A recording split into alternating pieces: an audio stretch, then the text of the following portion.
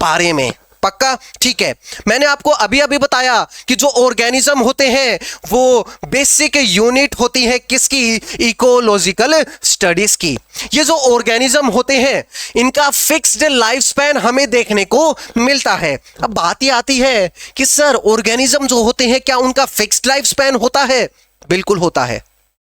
अब बात आती है सर कैसे?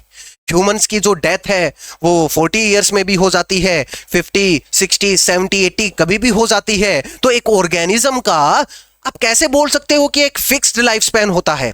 मेरा यहां पे कहने का मतलब ये नहीं है कि एक ऑर्गेनिज्म का एक फिक्स्ड लाइफ स्पैन होता है।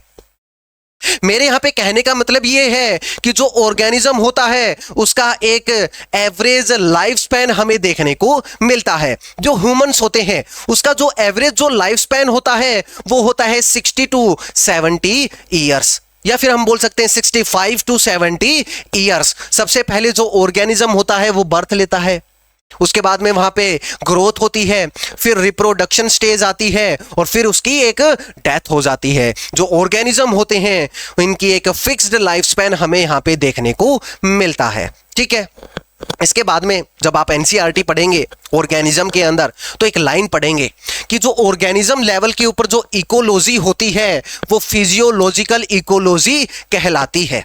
एक ऑर्गेनिज्म के लेवल के ऊपर जो इकोलॉजी होती है वो फिजियोलॉजिकल इकोलॉजी कहलाती है। अब बात ये आती है कि एनसीईआरटी आई, ये लाइन बोल के निकल गई, इस लाइन को एनसीईआरटी समझाती नहीं है और हम बहुत परेशान होते हैं कि एक ऑर्गेनिज्म के लेवल के ऊपर जो इकोलॉजी होती है वो फिजियोलॉजिकल इकोलॉजी कैसे होती है। तो बहुत सारे एग्जाम्पल के थ्रू हम ये चीज पढ़ेंगे, समझेंगे कि एक ऑर्गेनिज्म के लेवल के ऊपर ये जो इकोलॉजी होती है वो फिजियोलॉजिकल इकोलॉजी कैसे होती है। ठीक है। मैं एक एग्जांपल लेता हूं। मैंने यहां पे एक प्लांट बनाया, इसकी रूट्स भी हैं, कुछ पत्तियां भी आ रखी हैं। ठीक है। यहां पे मान के चलो वाटर की अमाउंट बहुत अच्छी है, यहां पे मिनरल्स की भी अमाउंट बहुत अच्छी है, ऊपर से सन भी है जिसकी रेडिएशंस भी आ रही हैं। चलो इस चीज से समझने से पहले ये समझना कि जो ऑर्गेनिज्म के लेवल के ऊपर जो इकोलॉजी होती है वो फिजियोलॉजिकल इकोलॉजी होती है। तो मुझे एक बात बताना, ऑर्गेनिज्म जहां भी रह रहा है या फिर मैं बोलूं जो ऑर्गेनिज्म है वो जहां भी रह सकता है, जब उसका इन्वायरमेंट चेंज होता है तो उसके अंदर हमें फिजियोलॉजिकल एक्टिविटीज देखने को मिलती है। मैंने आपको थोड़ी देर पहले भी बताया था कि जैसे जैसे इन्वायरमेंट चेंज होगा वैसे वैसे ऑर्गेनिजम्स भी चेंज होंगे। तो याद रखना, जब इन्वायरमेंट चेंज होता है तो उस ऑर्गेनिज्म को जाके कह देना कि अब इन्वायरमेंट चेंज हो गया है, अपने अंदर चेंजेस कर ले। अगर वो ऑर्गेनिज्म इन्वायरमेंट के अंदर अकॉर्डिंग या तो अपने अंदर चेंजेस कर लेगा, अगर वो चेंजेस कर लेगा तो सरवाइव कर जाएगा, अगर वो अपने अंदर इन्वायरमेंट के अकॉर्डिंग अगर चेंजेस नहीं करेगा तो वो मारा जाएगा। इसी चीज को हम समझेंगे अभी बहुत सारे एग्जाम्पल्स के थ्रू। मैंने यहां पे एक प्लांट लिया है और ये मान के चलो ए प्लांट है। ठीक है। यहां पे मैं बना रहा हूं बी प्लांट, यहां पे भी एक प्लांट है, इसकी भी रूट्स हमें देखने को मिल रही है, यहां पे भी लीव्स है, यहां पे भी सन की रेडिएशंस आ रही हैं। बट याद रखना यहां पे वाटर की अमाउंट अच्छी नहीं है, यहां पे मिनरल्स की अमाउंट अच्छी नहीं है। तो मुझे एक बात बताना, क्या इस प्लांट को, क्या इस ए प्लांट को क्या सन की रेडिएशंस अच्छे से मिल रही हैं? सर बिल्कुल अच्छे से मिल रही हैं। वाटर की अमाउंट भी अच्छी है और मिनरल्स की अमाउंट भी अच्छी है। तो मुझे बताना, क्या ये रूट्स के थ्रू वाटर को एब्जॉर्ब करेगा? क्या ये मिनरल्स को एब्जॉर्ब करेगा? सन की रेडिएशंस आ रही हैं, फोटोसिंथेसिस करेगा और फूड का फॉर्मेशन करेगा। बट अगर हम बात करते हैं बी प्लांट की, इस बी प्लांट के पास सन की रेडिएशंस अच्छी हैं बट फोटोसिंथेसिस करने के लिए वाटर बिल्कुल भी नहीं है, मिनरल्स बिल्कुल भी नहीं है। मतलब इस ए प्लांट के लिए इन्वायरमेंट बहुत अच्छा है। अगर इस ए प्लांट के लिए इन्वायरमेंट बहुत अच्छा है तो ये बहुत अच्छे से फोटोसिंथेसिस कर रहा है। बट अगर हम बी प्लांट की बात करते हैं फोटोसिंथेसिस करने के लिए वाटर और मिनरल्स है ही नहीं, इसके लिए इन्वायरमेंट अच्छा है ही नहीं। तो मुझे बताना, क्या इस बी प्लांट को अब एक ऐसी जगह जाना पड़ेगा जहां पे वाटर की अमाउंट अच्छी है, जहां पे मिनरल्स की अमाउंट अच्छी है, ऐसे जगह के ऊपर जाएगा, या फिर मैं बोलूं अपने अंदर कुछ ऐसे चेंजेस करेगा कि ये वाटर को एब्जॉर्ब कर सके, मिनरल्स को एब्जॉर्ब कर सके। तो याद रखना, जब इन्वायरमेंट चेंज होता है तो दो चीजें आती है, जो ऑर्गेनिज्म है या तो वो अपने अंदर चेंजेस कर लेगा या फिर उस इन्वायरमेंट के अकॉर्डिंग उसे वहां से माइग्रेट करना पड़ सकता है। तो जैसे जैसे इन्वायरमेंट चेंज होता है वैसे वैसे ऑर्गेनिज्म को भी क्या होना पड़ता है, चेंज होना पड़ता है। इसी चीज को हम एक और एग्जांपल के थ्रू समझते हैं। मैंने यहां पे एक चीज ली, मैंने यहां पे लिया एंटार्क्टिका, और दूसरा रीजन मैंने यहां पे लिया कौन सा, डेजर्ट। और इस एंटार्क्टिका के अंदर ए ऑर्गेनिज्म रह रहा है, ये रहा ए ऑर्गेनिज्म। डेजर्ट के अंदर एक बी ऑर्गेनिज्म रह रहा है। तो मैं ये बोल सकता हूं कि जो ए ऑर्गेनिज्म है, जो ए ऑर्गेनिज्म है, इसकी जो फिजियोलॉजिकल एक्टिविटीज है वो एंटार्क्टिका रीजन के अकॉर्डिंग है। बिल्कुल, ये ए ऑर्गेनिज्म अडेप्ट किया होगा इस एंटार्क्टिका रीजन के अकॉर्डिंग। बी की जो फिजियोलॉजिकल एक्टिविटीज है वो डेजर्ट के अकॉर्डिंग है। मतलब बी के अंदर, बी ऑर्गेनिज्म के अंदर जितनी भी अडेप्टेशन हुई होगी वो डेजर्ट रीजन के अकॉर्डिंग हुई होगी। अब मान के चलो ए ऑर्गेनिज्म को अब हम डेजर्ट के अंदर भेज देते हैं। मुझे बताना, क्या ए ऑर्गेनिज्म की फिजियोलॉजिकल एक्टिविटीज क्या एंटार्क्टिका रीजन के अकॉर्डिंग थी? बिल्कुल थी। अब इसी ए ऑर्गेनिज्म को अब हम डेजर्ट के अंदर भेज देते हैं तो ए ऑर्गेनिज्म के लिए क्या इन्वायरमेंट चेंज होगा? बिल्कुल होगा।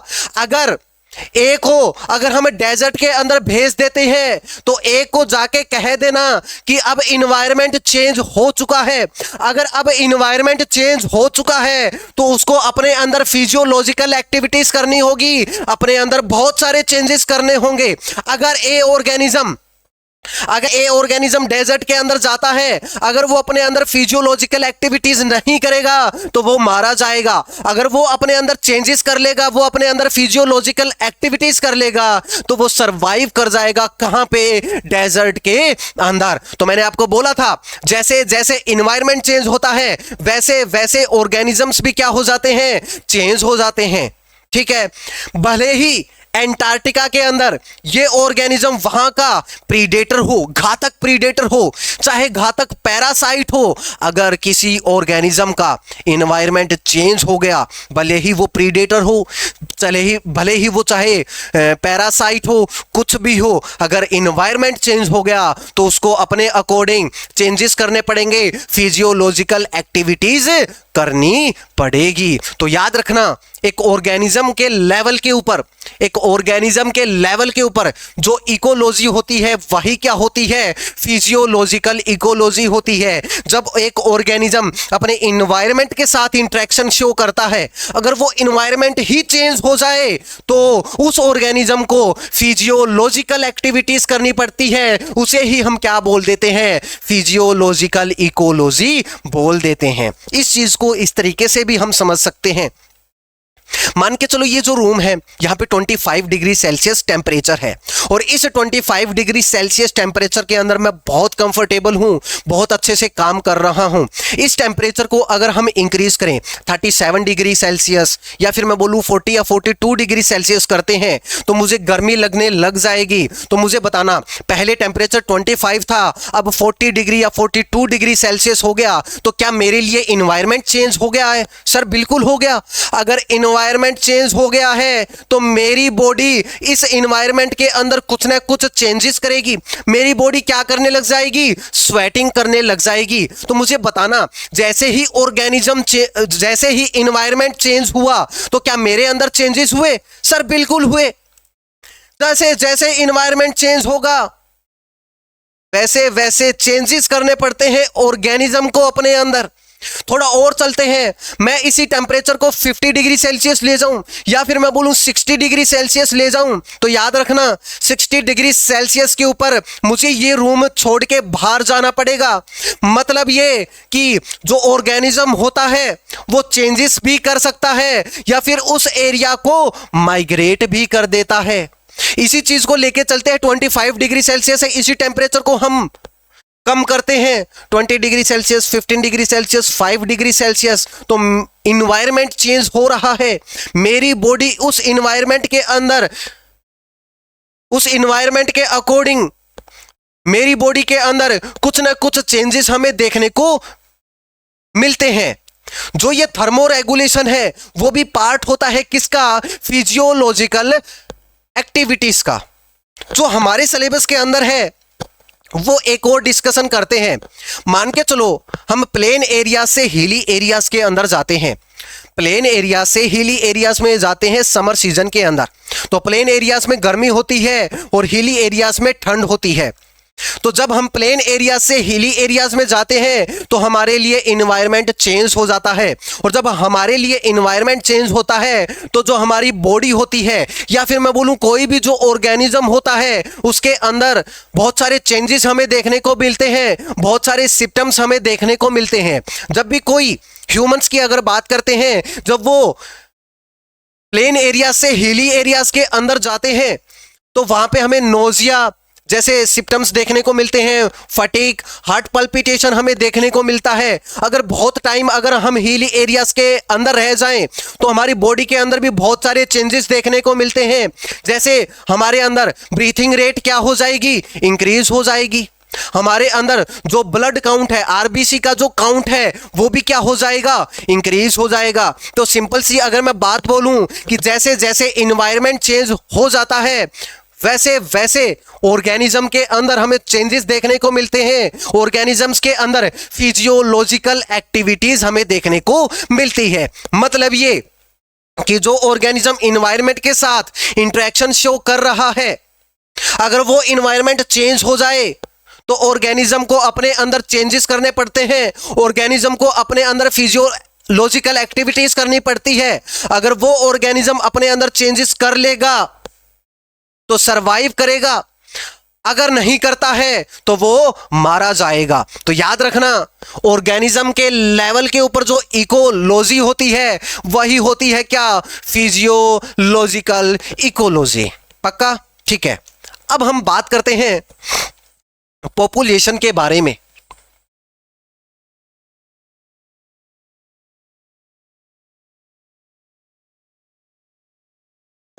अब हम बात करते हैं पॉपुलेशन के बारे में, और इस पॉपुलेशन के अंदर मैंने आपको बताया था कि जब एक पर्टिकुलर एरिया के अंदर स्पीसीज के बहुत सारे मेंबर्स आ जाएं तो उसे हम बोलते हैं क्या, पॉपुलेशन। इस पॉपुलेशन के अंदर हम लोकल पॉपुलेशन को भी समझेंगे, सिस्टर पॉपुलेशन को भी समझेंगे, मेटा पॉपुलेशन को भी समझेंगे। ठीक है, ध्यान से समझना। ये मैंने एक पॉपुलेशन बनाई, ये एक ऐसी पॉपुलेशन है जो प्लेन एरिया में रह रही है, ये एक ऐसी पॉपुलेशन है जो हिली एरियाज के अंदर रह रही है।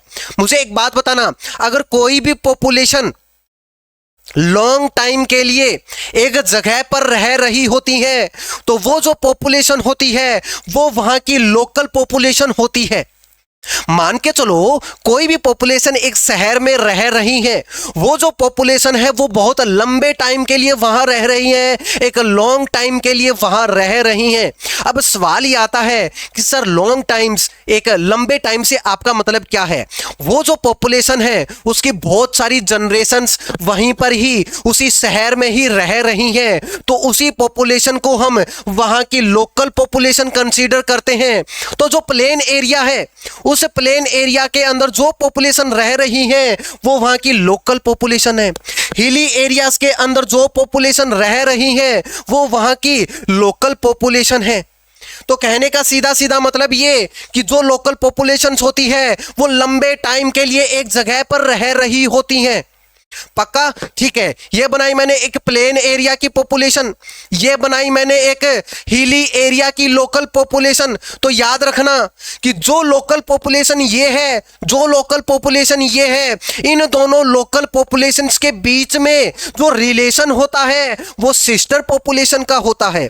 अब बहुत सारे बच्चे मुझसे डाउट पूछते हैं कि सर ये लोकल पॉपुलेशन है, ये हिली एरियाज की लोकल पॉपुलेशन है, इन दोनों लोकल पॉपुलेशंस में से कौन सी सिस्टर पॉपुलेशंस है? एक बात याद रखना, इन दोनों लोकल पॉपुलेशंस में कोई भी सिस्टर पॉपुलेशन नहीं है, बट इन दोनों लोकल पॉपुलेशंस के बीच में जो रिलेशन है, दो लोकल पॉपुलेशंस के बीच में जो रिलेशन होता है वही होता है क्या? Sister population. ये क्या है? Sister population. इन दोनों के लोकल पॉपुलेशन के बीच में जो रिलेशन है वही क्या आता है? सिस्टर पॉपुलेशन आता है।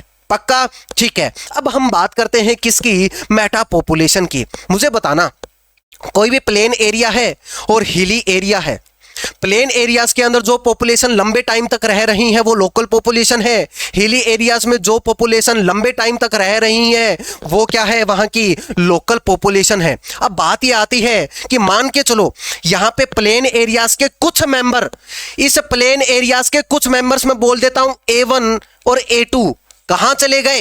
हिली एरियाज में चले गए। हम जाते हैं गर्मियों के अंदर घूमने के लिए हिली एरियाज के अंदर, बट हिली एरियाज में मान के चलो A3 और A4 कहां चले गए?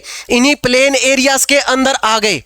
तो मुझे बताना कि सर हिली एरियाज के क्या लोग आते हैं प्लेन एरियाज में? बिल्कुल आते हैं, किसी भी वजह से आ सकते हैं। जैसे कि मैं अगर बात करूं, एम्प्लॉयमेंट के कारण आ सकते हैं, फ्लड के कारण आ सकते हैं, सुनामी के कारण आ सकते हैं। तो सिंपल सी ये बात है कि जो प्लेन एरिया है, कहने का सीधा मतलब ये कि प्लेन एरियाज के कुछ मेंबर्स हिली एरियाज में चले जाते हैं, हिली एरियाज के कुछ मेंबर्स प्लेन एरियाज के अंदर भी आ जाते हैं। मतलब जो मेंबर्स इन दोनों पॉपुलेशन को आपस में कनेक्ट कर रहे हैं, जो मेंबर्स, जिन मेंबर्स के बीच में ये जो आवाजाही हो रही है, उसी दो लोकल पॉपुलेशन को हम मेटा पॉपुलेशंस बोल देते हैं।